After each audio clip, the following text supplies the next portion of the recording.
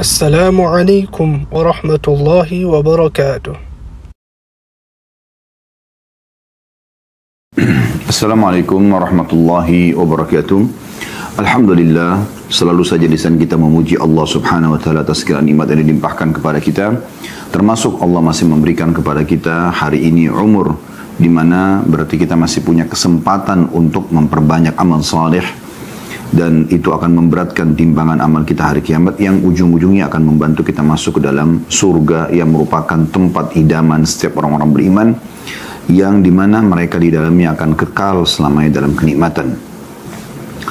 Kemudian kita juga memanjatkan salawat dan taslim kepada utusan Allah subhanahu wa ta'ala Nabi Muhammad sallallahu alaihi wasallam, sebagaimana Allah telah perintahkan kita untuk mengucapkan salam hormat tersebut, dan sebagai tentu balas jasa atas kebaikan Nabi Muhammad sallallahu alaihi wasallam yang telah menyampaikan kepada kita agama Allah subhanahu wa ta'ala ini. Baik teman-teman sekalian, pada kesempatan ini kita akan membahas bab terakhir di fikih ibadah yang dibahas dalam kitab Minhajul Muslim setelah panjang lebar membahas haji dan umrah. Dan kita pada kesempatan itu di pasal ke-13 dan pasal ke-14 kita akan menutup dengan kurban dan akikah. Walaupun teman-teman sekalian kurban baru saja berlalu, cuman memang bahasan ini tidak akan pernah basi, istilahnya tanda kutip ya, atau ketinggalan waktu dan zaman, karena memang dia sebuah hukum syariat Allah subhanahu wa ta'ala yang kita butuh untuk mengetahuinya. Dan salah satu hikmah yang tidak perlu atau tidak mungkin luput dari seorang muslim adalah bagaimana dia memahami hikmah daripada berkurban yang tidak bisa luput, yaitu mereka dianjurkan untuk menyembelih hewan atas nama Allah dan membagikannya kepada orang lain. Ya, karena banyak di antara muslimin berpikir dia berkurban hewan ini hanya di Idul Adha, padahal sebenarnya memang anjurannya di waktu itu. Ya, dan pahalanya lebih besar. Tapi kan Anda bisa menyembeli setiap hari, setiap saat, gitu kan, yang Anda bisa berikan kepada orang-orang yang Anda ingin berikan. Jadi bukan mustahil Anda mendapatkan pahala. Hadis Nabi SAW yang berbunyi dalam riwayat Imam Muslim pada saat ditanya kepada beliau, ayu islamin khair, amalan apa dalam Islam yang besar sekali pahalanya, yang baik sekali? Maka kata Nabi SAW, tuti'imut ta'am wa tusallimu ala man ta'rif wa man lam ta'rif, engkau memberikan makan kepada orang dan engkau mengucapkan salam kepada orang yang kau kenal dan kau tidak kenal. Maksud dalam memberikan makan adalah menyembelih hewan. Dan ini dilakukan oleh seorang sahabat Ansar pada saat kedatangan Nabi Muhammad SAW. Yang beliau lakukan adalah beliau langsung menyembelih seekor anak domba atau seekor domba yang beliau hidangkan untuk baginda Nabi alaihi salatu wassalam, ya. Dan juga kita tahu bagaimana Nabi Ibrahim alaihissalam dalam Al-Quran digambarkan pada saat beliau kedatangan tamu malaikat yang menyamar jadi manusia, yang datang untuk menyampaikan berita gembira kalau istrinya Sarah akan hamil dan melahirkan Ishak alaihi wassalatu wassalam. Sekaligus juga mereka diutus untuk menghancurkan kaum Lut, kaumnya Nabi Lut yang berbuat kezaliman, menyebarluaskan homoseksual yang Allah subhanahu wa ta'ala haramkan. Maka yang paling pertama Nabi Ibrahim lakukan adalah beliau menyembelih seekor anak sapi yang beliau hidangkan buat tamunya, walaupun beliau belum tahu siapa tamunya. Dan salah satu tradisi yang dilakukan oleh Nabi Allah mulia ini dikenal dengan bapaknya para penjamu tamu, karena beliau tidak pernah mau makan sendirian, beliau selalu makan bersama dengan orang-orang. Nah, itu hikmah yang luar biasa teman-teman, ya. Hikmah luar biasa yang harusnya kita fahami, bukan hanya menyembelih di Idul Adha, tapi bagaimana seorang muslim ya, menjadikan ini sebagai sebuah ibadah pendekatan diri kepada Allah subhanahu wa ta'ala. Dia menyembelih, kemudian dia membagikan kepada orang-orang. Dan memang karena bertepatan bahasan buku kita dan kita sedang membedah kitab, walaupun Idul Adha sudah lewat, tentu kita akan tetap membahasnya. Bagi yang kemarin alhamdulillah sempat melakukan ibadah kurban ini, bersyukur kepada Allah subhanahu wa ta'ala, kontrol keikhlasan Anda dan niatkan karena Allah, serta semoga Allah jadikan sebagai tambahan amal. Bagi yang belum sempat melaksanakan, maka dengan pelajaran hari ini semoga Anda termotivasi dan Anda bisa melaksanakan di tahun depan insyaAllah di Idul Adha-nya. Tapi Anda boleh menyembelih hewan atas nama Allah sepanjang tahun, ya, kemudian Anda bagikan dagingnya kepada orang-orang yang membutuhkan, ataupun memang orang-orang mampu tapi di kalangan kerabat untuk silaturahim, misalnya memberikan kepada kedua orang tua kita ya.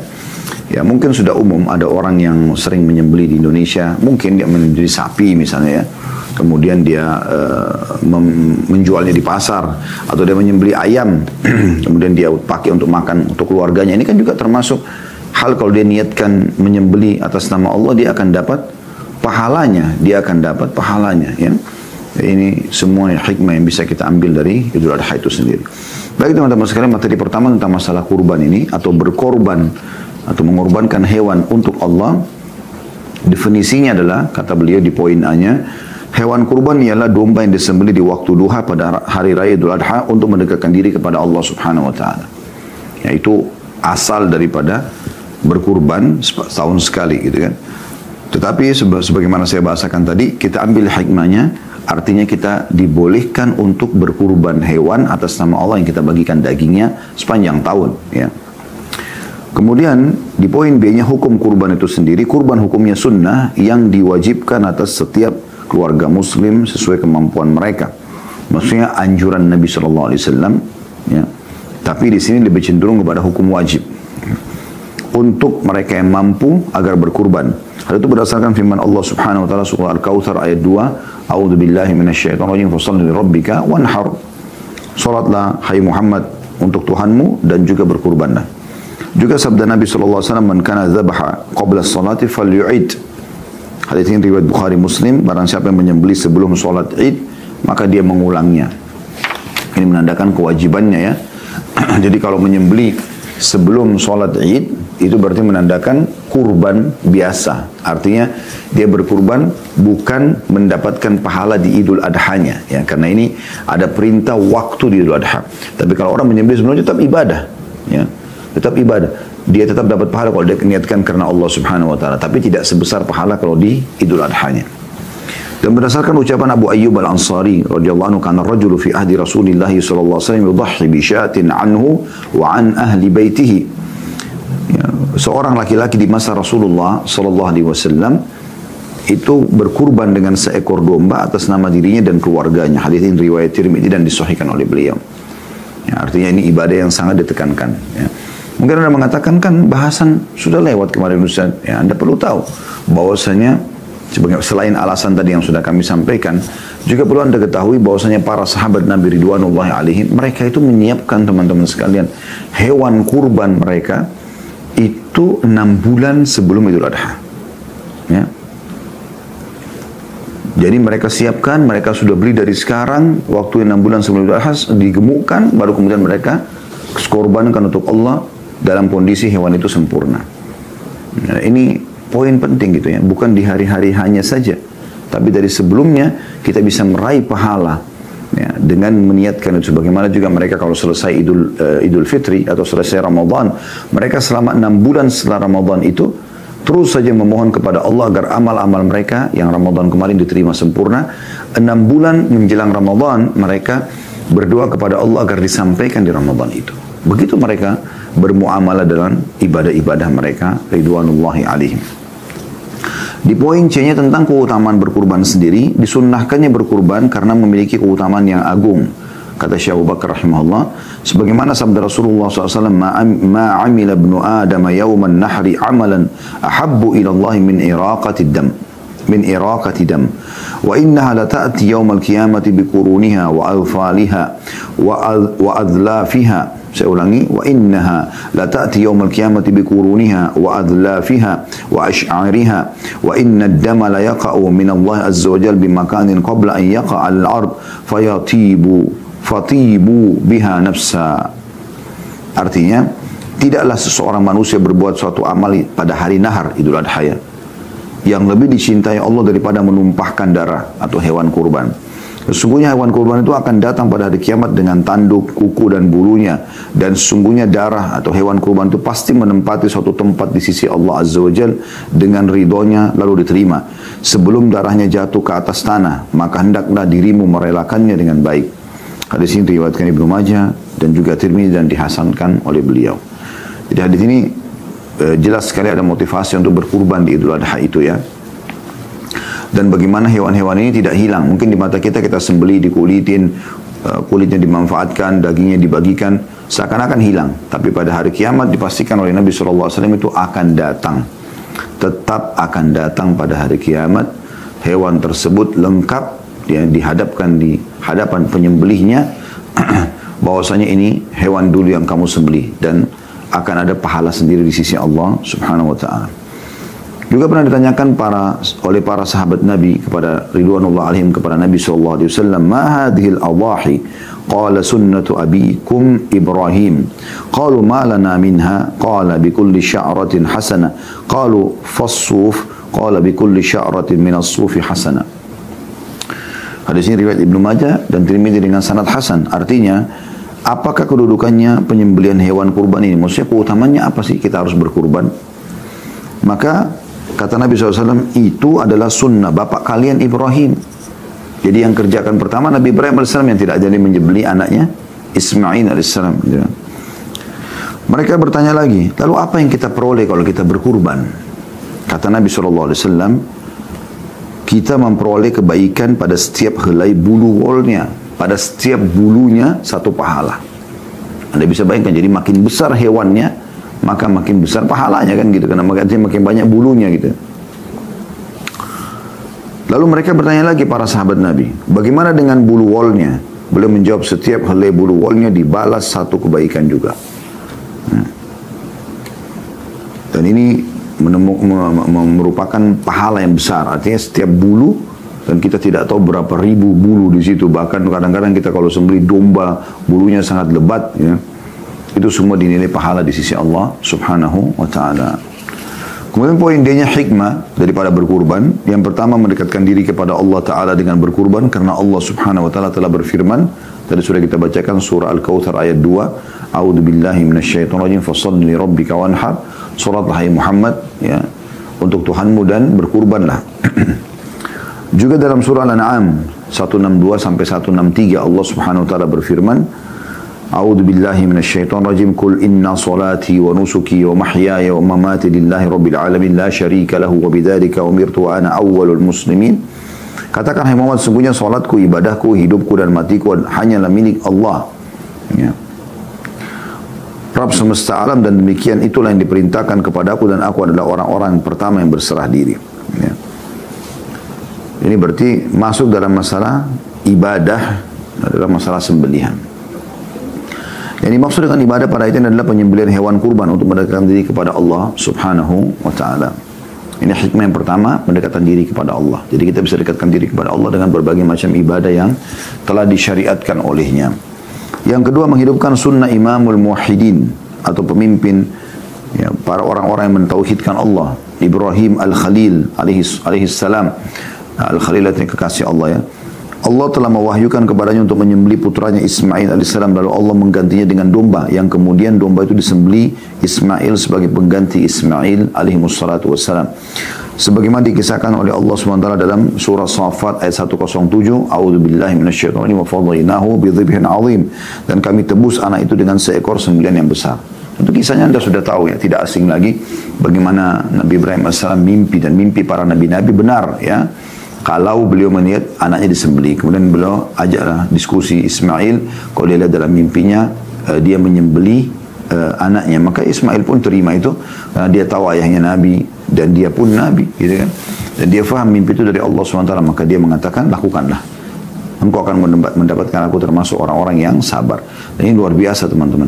Berarti semua sembelihan hewan di jalan Allah akan dipanen pahalanya oleh Ibrahim dan Ismail alaihissalatu wassalam. Ini penting untuk diambil hikmahnya, ya.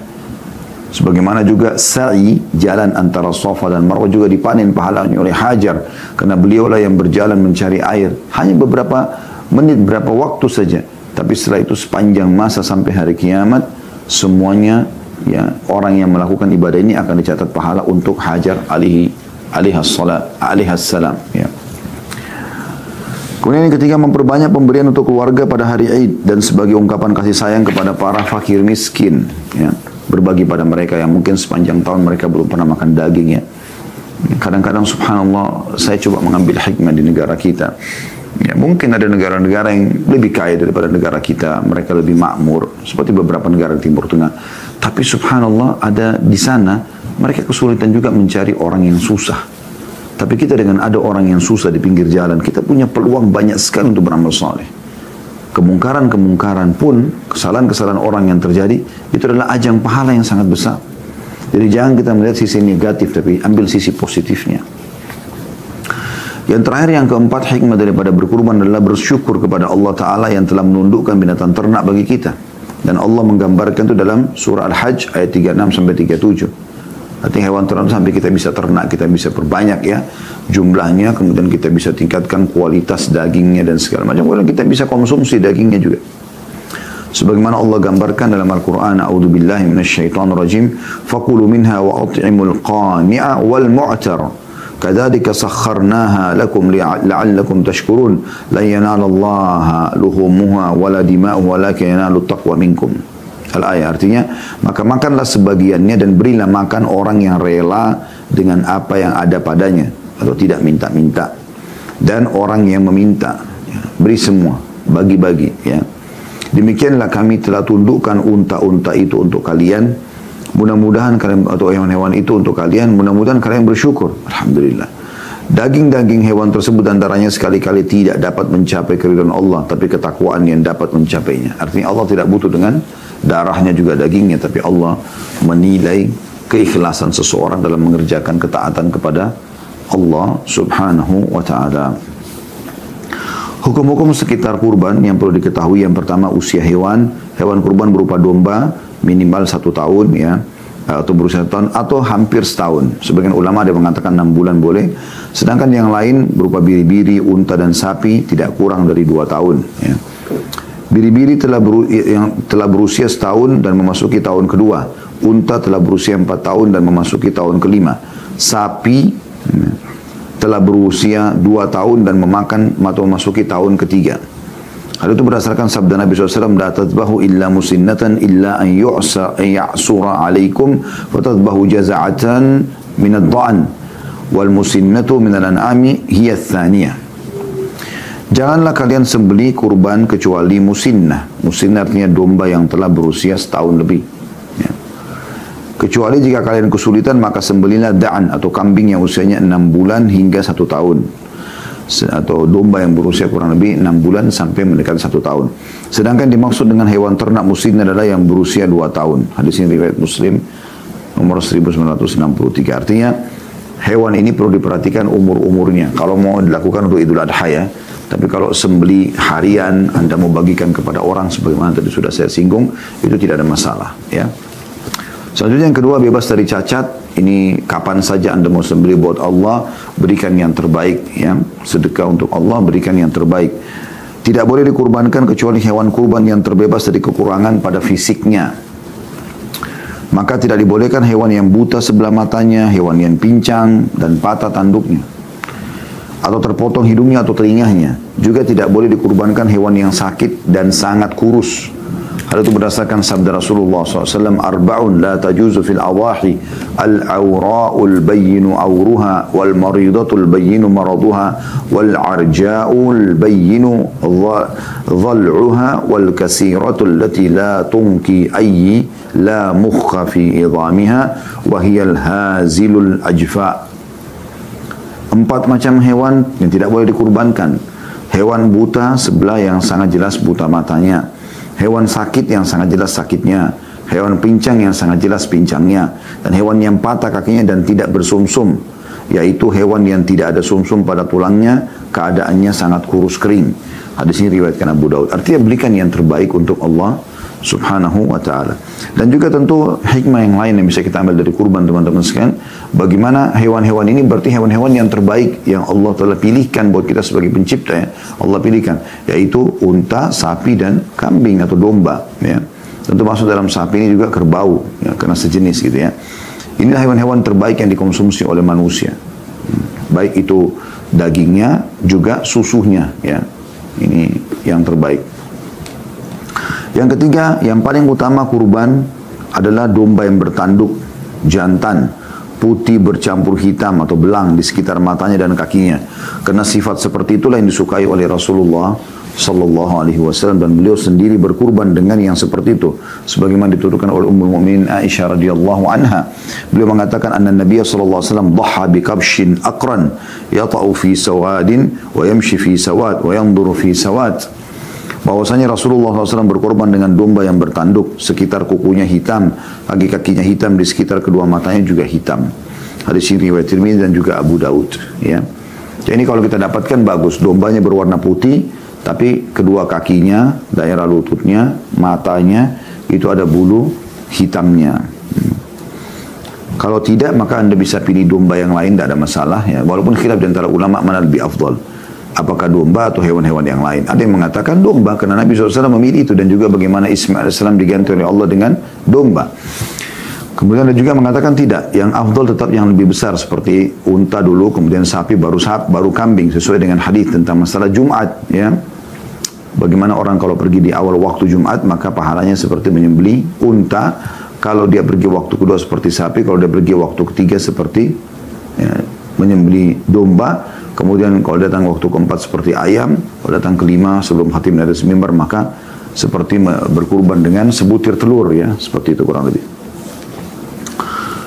Kemudian yang keempat, waktu penyembelihan untuk penyembelihan hewan kurban di pagi hari Idul Adha setelah sholat Id. Tidak boleh sebelumnya, karena Nabi SAW bersabda, "Man dzabaha qabla as-salati fa innama yadhbahu li nafsihi wa man dzabaha ba'da as-salati faqad tamma nusukuhu wa asaba sunnatal muslimin." Barang siapa yang menyembelih sebelum sholat Id berarti ia menyembelih untuk dirinya, dan barang siapa yang menyembelih setelah sholat Id maka penyembelihannya telah sempurna dan sesuai dengan sunnah kaum muslimin. Hadits ini riwayat Bukhari. Ya. Boleh juga ditangguhkan hingga setelah sholat Id. Paling afdal setelah sholat Idul Adha langsung hari nahar. Itu yang dikatakan tadi dalam hadis sebelumnya, ya. Bahwasanya yang paling Allah cintai amal di hari nahar atau hari raya Idul Adha adalah berkurban, menumpahkan darah hewan. Tapi boleh juga kita tunda sampai hari tasyrik, artinya 3 hari setelah Idul Adha. Idul Adha tanggal 10 Zulhijjah, kita boleh tunda sampai 11, 12, dan 13 dari bulan Zulhijjah. Berdasarkan sabda Nabi SAW, "Kullu ayyami tasyriki dzabhun." Semua hari tasyrik boleh untuk menyembelih hewan. Hadis ini riwayat Ahmad. Kemudian yang kelima, yang sangat dianjurkan saat menyembelih kurban adalah menghadapkan wajah hewan ke arah kiblat sambil mengucapkan, Inni wajjahtu wajhiya lilladzi fatara as-samawati wal arda hanifa wa ma ana minal musyrikin inna salati wa nusuki wa mahyaya wa mamati lillahi rabbil alamin la syarika lahu bidzalika umirtu wa ana awwalul muslimin. Ya. Ini yang diambil dari potongan doa iftitah, ya. Sungguhnya aku menghadapkan wajahku kepada Rabb yang telah menciptakan langit dan bumi dalam keadaan lurus, dan aku tidaklah termasuk orang-orang musyrik. Sesungguhnya salatku, sembelihanku, hidupku dan matiku hanyalah milik Allah, Rabb semesta alam, tidak ada sekutu baginya, dan demikian itulah yang diperintahkan kepadaku, dan aku termasuk orang-orang yang pertama berserah diri. Saat menyembelih hendaklah dia mengucapkan bismillahi wallahu akbar, Allahumma hadza minka walaka. Dengan menyebut nama Allah dan Allah Maha Besar, ya Allah ini darimu dan untukmu. Ini sunnahnya menyebutkan itu, ya. Kemudian yang keenam, boleh mewakilkannya. Seorang muslim dianjurkan untuk menyembelih sendiri hewan kurbannya kalau dia mampu, dekat, dan dia juga terbiasa. Tapi boleh juga mewakilkan kepada orang lain. Hal itu tidak berdosa dan tidak ada perbedaan pendapat di antara para ulama mengenai hal ini. Yang ketujuh, pembagian yang dianjurkan. Daging kurban dianjurkan untuk dibagi 3. Dimakan sendiri bersama keluarga, berkeluarga orang yang berkurban, ya, sepertiganya, sepertiga lagi disedekahkan, dan sepertiga lagi dihadiahkan untuk rekan-rekannya. Demikian berdasarkan sabda Nabi SAW, "Kulu waddakhiru wa tasaddaqu." Makanlah dan simpanlah serta bersedekahlah. Hadis ini diriwayatkan oleh Bukhari. Boleh juga disedekahkan semuanya, dan boleh juga tidak ada yang dihadiahkan dari daging kurban tersebut. Jadi bebas. Boleh nggak saya sembelih domba, semuanya saya simpan buat saya makan sekeluarga? Boleh. Saya sembelih sapi semuanya, saya pakai, boleh. Tapi kalau Anda mau lebih afdal, Anda bagi. Sepertiganya Anda makan dengan keluarga, dan ini mengatakan boleh dan dianjurkan makan daging, terutama 3 jenis hewan ini, ya. Unta, sapi, dan kambing atau domba. Sepanjang tahun tentunya. Kemudian boleh juga sepertiganya Anda sedekahkan umum untuk orang miskin, sedekahnya Anda sedekahkan kepada orang-orang rekan-rekan yang walaupun mampu. Jadi boleh saja Anda saling berbagi satu sama yang lain, gitu, ya. Yang kedelapan, upah pelaksana dari setiap, ya, hewan kurban, upah pelaksana dari selain hewan kurban. Orang yang mengurusi hewan kurban tidak diberi upah dari bagian hewan kurban tersebut. Ali bin Abi Thalib radhiyallahu anhu mengatakan Rasulullah SAW menyuruhku untuk mengurusi untanya dan bersedekah dengan daging, kulit dan isi perutnya, dan agar tidak memberi apa-apa kepada orang yang menanganinya. Ia mengatakan kami memberinya upah dari yang kami miliki. Hadis ini riwayat Bukhari Muslim. Artinya ya menyembelih kasih duit, bayar dengan upahnya, tapi jangan bayar dengan daging. Ya, nanti sapi ini saya sembelih ya sekitar mungkin 5 kilo saya akan berikan kepada anda sebagai imbalan menyembelihnya, itu tidak boleh. Ya, dia dikasih upah sendiri. Begitu diajarkan oleh Nabi alaihi salatu wassalam. Yang kesembilan berhubungan dengan masalah ini adalah apakah seekor domba cukup atas nama satu keluarga?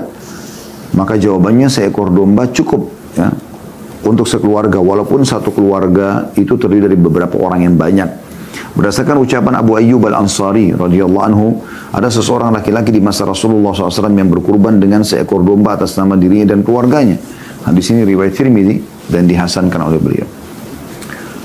Yang ke-10, ya, apa atau yang harus dihindari orang yang telah berniat untuk berkurban, yaitu sangat dimakruhkan bagi orang yang hendak berkurban untuk memotong rambut atau kukunya. Ada yang harus dihindari, yang perlu diketahui dari berhubungan dengan kurban ini, yaitu dia menghindari untuk memotong kuku dan juga ya, rambutnya. Demikian ini semenjak memulai bulan Hijriah atau masuk bulan Hijriah tanggal 1 Zulhijjah, mulai dari bulan Zulhijjah, dimulai dari tanggal 1-nya hingga menyembelih hewan kurban. Berdasarkan sabda Nabi SAW, "Idza ra'aitum hilala dzulhijjati wa arada ahadukum an yudhhiya falyumsik an sya'rihi wa adfarihi hatta yudhhiya." Jika kalian melihat hilalnya bulan Zulhijjah, sudah masuk bulan Zulhijjah, 1 Zulhijjah, maka seseorang di antara kalian ingin berkurban, maka hendaklah ia menahan rambut dan kukunya atau tidak memotong hingga ia berkurban. Hadis ini diriwayatkan oleh Muslim. Yang terakhir teman-teman, yang ke-11 di poin ini ya, di hukum-hukum seputar hewan kurban di poin E-nya, yaitu kurban Rasulullah SAW atas nama semua umatnya. Orang yang tidak mampu berkurban di antara kaum muslimin akan mendapatkan pahala dari orang-orang yang berkurban. Karena ketika Nabi SAW menyembelih satu ekor domba, beliau mengucapkan Allahumma hadza anni wa amman lam yudhhi min ummati. Ya Allah, ini adalah nama atas namaku dan juga nama umatku yang tidak mampu berkurban. Diriwayatkan oleh Ahmad, Abu Daud dan juga Tirmidzi. Sebagian ulama mengatakan ini berlaku ya dari sembelihan Nabi SAW untuk semua umatnya yang tidak mampu untuk berkurban. Allahu a'lam. Ini selesai teman-teman sekalian masalah materi berkurban ya. Dan kita akan masuk materi kedua, masalah akikah ya. Ini juga berhubungan dengan masalah sembelihan. Bila Allah Subhanahu wa taala mengaruniai untuk Anda anak laki-laki, berarti Anda sembelih 2 ekor domba atau kambing, dan kalau anak perempuan 1 ekor domba atau kambing. Sementara akikah sendiri definisinya adalah domba yang disembelih untuk bayi yang baru lahir, yaitu tepatnya di hari ke-7 dari kelahirannya. Di hari ke-7 dari kelahirannya. Sementara hukum akikah hukumnya sunnah muakkad atau sangat dianjurkan bagi yang mampu, yaitu para wali bayi yang mampu melakukannya. Berdasarkan sabda Nabi SAW, "Kullu gulamin rahinatun bi akikatihi tudbahu anhu yawma sabi'ihi wa yusamma wa yuhlaqu ra'suhu." Setiap anak tergadai dengan akikahnya yang disembelih pada hari ke-7 kelahirannya, dan lalu dinamai dia, diberikan nama dan dicukur rambut kepalanya. Hadis ini diriwayatkan Abu Daud, An-Nasa'i dan disahihkan oleh beliau. Jadi artinya di sini hukumnya beliau tekankan sunnah muakkadah. Ada juga sebagian ulama yang mewajibkan bagi yang mampu ya. Dan tentu bagi orang yang mampu sudah harusnya dia tidak usah bertanya lagi, kalau dia seorang muslim dia harusnya memberikan hak anak tersebut dengan menyembelihkan hewan ya. Dan ini makanannya atau dagingnya boleh dibagikan mentah begitu atau memang dibuatkan masakan ya, dibuatkan masakan kemudian dibagikan kepada orang-orang. Allahu a'lam. Kemudian yang ketiga, hikmah daripada akikah itu sendiri, di antara hikmahnya adalah sebagai ungkapan syukur kepada Allah SWT atas nikmat diberikan anak dan sebagai wasilah kepada Allah Subhanahu wa taala dalam menjaga dan memelihara bayi tersebut. Jadi kita lihat di sini berarti ada juga sembelih selain daripada Idul Adha ya. Yaitu kita menyembelih untuk akikah. Selain ini hukumnya tadi wajib atau sunnah muakkadah. Di antara ulama ada yang khilaf ya tentang masalah itu. Bagi yang mampu tentunya, bagi yang tidak mampu tidak ada kewajiban dia sama sekali untuk menyembelih ya. Dan ini sering ditanyakan bagaimana dengan orang yang belum sempat akikah pada saat diatur akikah oleh orang tuanya. Itu umumnya pendapat ulama mengatakan sudah gugur dari dia, karena bukan dia punya kewajiban, tapi punya kewajiban adalah orang tuanya. Kalaupun kita berpegang pada pendapat yang mewajibkannya. Hukum-hukum seputar akikah, yang pertama kondisi dan usia hewan akikah, yaitu yang sesuai dengan syarat hewan untuk kurban. Jadi kalau domba minimal 6 bulan, kambing 1 tahun, kalau sapi 2 tahun, ya, kalau unta 5 tahun, ya. Jadi sesuai dengan syarat hewan untuk berkurban, baik dari sisi kondisi fisik tidak boleh cacat maupun usia. Jadi hewan yang tidak sah untuk berkurban tidak sah juga untuk akikah. Yang kedua, memakan sebagian dan membagikan sebagiannya. Dianjurkan untuk dibagi sebagaimana daging kurban, yaitu dimakan oleh keluarga dan dihadiahkan juga disedekahkan. Nanti dibagi 3 tadi, ya. Yang ketiga, yang dianjurkan pada hari akikah adalah menyembeli 2 ekor domba untuk anak bayi laki-laki, karena Rasulullah SAW menyembeli 2 ekor domba untuk Al-Hasan. Disebutkan oleh riwayat oleh Tirmidzi dengan beliau mensahihkannya juga An-Nasa'i. Juga dianjurkan pula si bayi diberi nama pada hari ke-7 dengan nama yang baik. Jadi nggak boleh salah kita memberikan nama, ya. Terus nama-nama yang bagus, dan usahakan memilih satu komposisi nama saja. Jadi misalnya Muhammad. Nah, kita di Indonesia kadang-kadang Muhammad Yusuf Harun, Muhammad Nabi Yusuf Nabi, Harun Nabi. Siapa yang kita mau pakai antara nama-nama ini? Satu saja, dan jangan dipangkas dan tidak usah lagi dipanggil dengan nama-nama julukan. Cukup Muhammad ya Muhammad aja, tidak usah dipanggil Mat misalnya, atau diganti menjadi nama-nama yang buruk maknanya. Juga mencukur rambutnya pada hari ke-7 itu, ya. Kalau sekarang sudah lebih mudah, bisa pakai alat cukur mesin ataupun alat kerokan, ya. Kemudian setelah itu disedekah, ya. Disedekahkan jumlah berat rambutnya tadi, ya. Senilai emas ataupun perak, atau boleh juga berupa uang senilai itu. Berdasarkan sabda Nabi SAW, kullu gulamin rahinatun bi aqiqatihi tudlahu anhu yawma sabi wa yusamma wa yuhlaku ra'suhu. Setiap bayi tergade dengan akikahnya yang disembeli atas namanya, ya, pada hari ke-7 kelahirannya, dan dinamai, diberikan nama dia, serta dicukur rambutnya. Ini anjuran yang sangat ditekankan untuk, ya, diamalkan, ya, diamalkan. Kemudian beliau menyebutkan di sini yang keempat, tapi ini memang masih khilaf di antara ulama berhubung dengan ini, ya. Beliau mengatakan azan dan iqamah di kedua telinga bayi. Para ulama menganjurkan untuk melantunkan azan pada telinga kanan bayi setelah dilahirkan, lalu melantunkan iqamah pada telinga kirinya, dengan harapan agar Allah memelihara dari gangguan jin. Hal itu berdasarkan riwayat, man wulida lahu fa'adzana fi udhunihi al-yumna wa aqama fi udhuni yusra lam tadurruhu ummus sibyan. Barang siapa yang mendapat kelahiran anak, lalu melantunkan azan pada telinga kanan dan melantunkan iqamah pada telinga kirinya, maka anak itu tidak akan diganggu oleh jin. Hadis ini riwayat Ibnu Sunni, Ibnu As-Sunni nomor 623, ya. Tetapi hadis ini teman-teman sekalian dilemahkan oleh Syekh Albani dan juga ulama-ulama hadis yang lain. Artinya, kalaupun kita kembali kepada pendapat Ibnu Qayyim rahimahullah, beliau masih lebih cenderung kepada masalah azan, ya.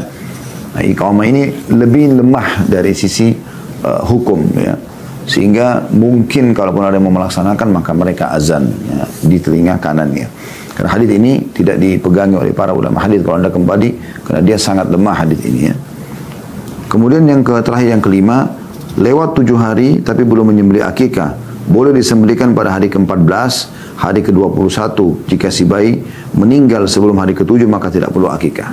Ini poin terakhir berhubungan dengan masalah akikah itu sendiri. Artinya hari ke-7 yang paling afdal. Jadi Anda misal anak itu lahir hari ini, berarti hari ini sudah dihitung hari pertama, walaupun sudah menjelang jam 12 malam, gitu kan. Anda masih hitung hari ini. Misalnya hari ini hari Selasa, maka hari Selasa Anda hitung, gitu kan. Berarti Selasa misalnya kalau hari ini lahir, kita hitung, kemudian Rabu, ya, besok, lusa, Kamis, Jumat, Sabtu, Ahad, Senin. Berarti hari Senin depan dia sudah di akikah, ya, seperti itu. Nah, ini sunnahnya yang diperintahkan dalam agama Islam. Sementara hadis yang berhubungan dengan masalah yang tidak sempat menyembeli di hari ke-7, maka boleh di hari ke-14, hari ke-21 juga dinukil oleh Ibnu Qayyim rahimahullah dalam buku beliau berhubungan khusus membahas masalah akikah ini, ya. Tetapi pendapat yang paling kuat, kalau ada yang meninggal sebelum hari ke-7, karena hari ke-7 penentuan akikahnya, maka tidak perlu diakikah bayi tersebut. Ya, termasuk yang meninggal di perut, ya. Kalau misalnya dia sudah di atas 4 bulan, maka tidak ada akikah lagi. Tapi sebagian ulama membolehkan kalau memberikan nama, ya, memberikan nama, Allahu alam. Jadi ini bahasanya teman-teman sekalian berhubungan dengan masalah bab terakhir dari fikih ibadah, dan insya Allah kita akan masuk ke depannya dengan fikih atau bab yang terakhir dalam buku ini, bab kelima. Ini bab yang paling panjang juga ya, sebenarnya dari semua bab yang sebelumnya, yaitu bab fikih muamalah. Jadi dimulai insya Allah dengan bab jihad. Artinya muamalah itu berinteraksi dengan manusia, ya. Maka kita akan bahas fikih berhubungan dengan jihad di pasal pertamanya insya Allah pada pertemuan akan datang. Allahu a'lam.